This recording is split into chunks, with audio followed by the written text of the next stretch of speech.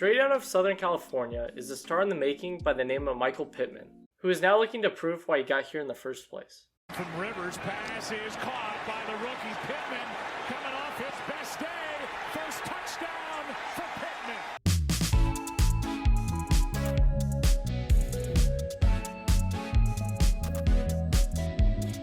Woodland Hills, California was Mike's stomping grounds as a kid, and where he discovered one of his first loves in football. Growing up with a former NFL player as a father is one thing, but Michael was born before his father was even drafted. From the time when he was 1 to 12, Michael's father was in some kind of professional football, and so he grew up on football fields all across the country. Although it was out of the norm, it sparked an intense desire within Michael to do the same thing when he had the chance, and he sure did. After climbing all the way up the depth chart going into his last season, it was finally a shot to prove himself as a senior. Well, it seems like Michael didn't leave much on the plate as he just was flat out dominant, with nearly 2,000 yards and a crazy 24 touchdowns through the air. Pretty great stats to say the least, and in fact good enough to get his name out there with not only first team All-American honors, but an invite to the All-American Bowl. Anyways, Michael was unstoppable as a senior, and finished on top with over 350 yards and 5 touchdowns in his last game as a high schooler. A ridiculous stat line, and one good enough to get Michael an offer to USC to become a Trojan. Crazy enough, Michael originally committed to UCLA, but pulled it as soon as he did his thing as a senior, and the rest is history. After leaving high school a semester early, Michael was ahead of the game at USC, and although he didn't do much as a freshman, he at least got his name out there. You gotta remember, Michael is a dog, and dogs will always find a way to help their team no matter what. That kind of mindset allowed Michael to help on special teams, with not only a handful of returns, but a block punt and forced fumble. Although he got a decent bit of work in special teams, Michael wasn't given too much love on the offensive side, with only 6 catches for 82 yards. But hey, at least it was something.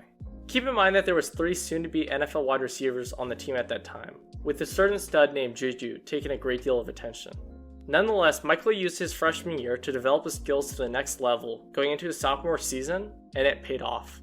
Although just over 400 yards and 2 touchdowns is anything but a crazy stat line, it's much better than 80 yards, and showed that the team trusted him with much more of the offense.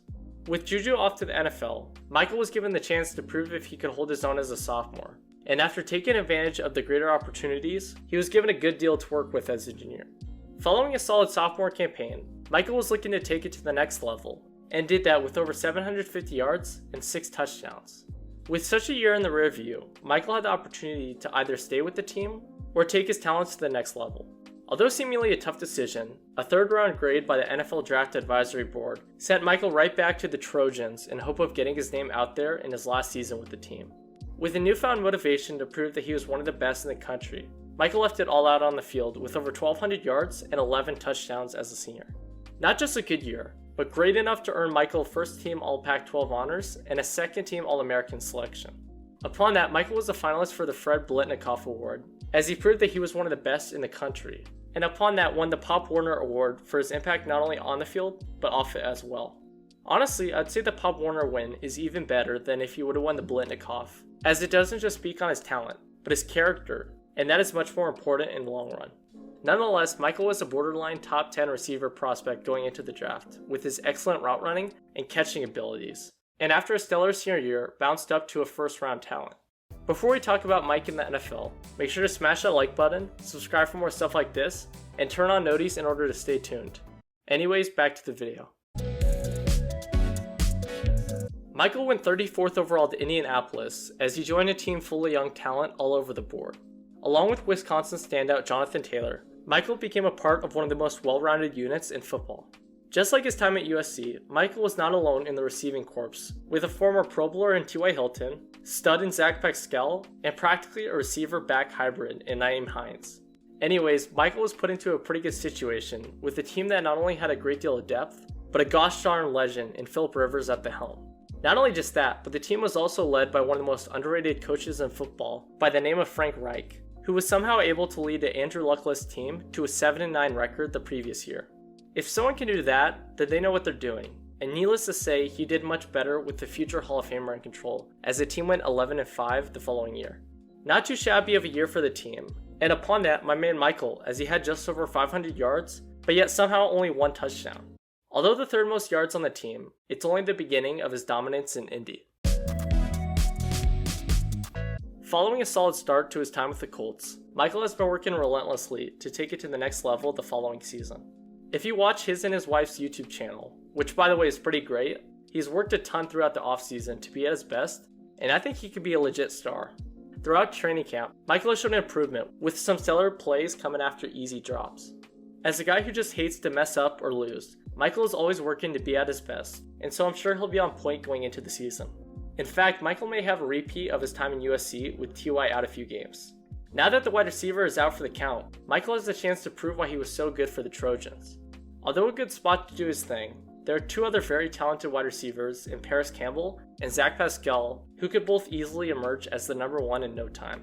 Although I think Michael is the best out of the bunch, he's going to have to prove why he deserves it soon enough.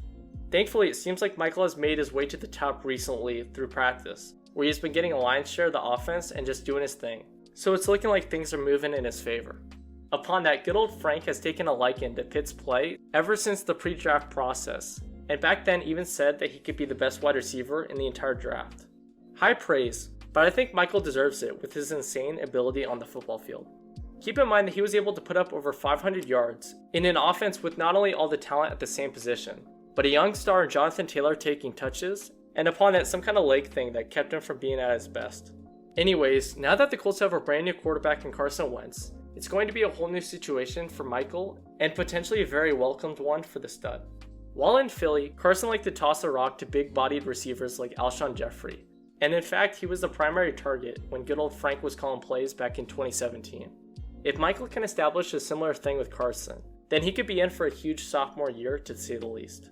You may think that Carson is pretty pissed off about the whole number 11 thing, but I heavily doubt it, and honestly I don't really think it's even that deep.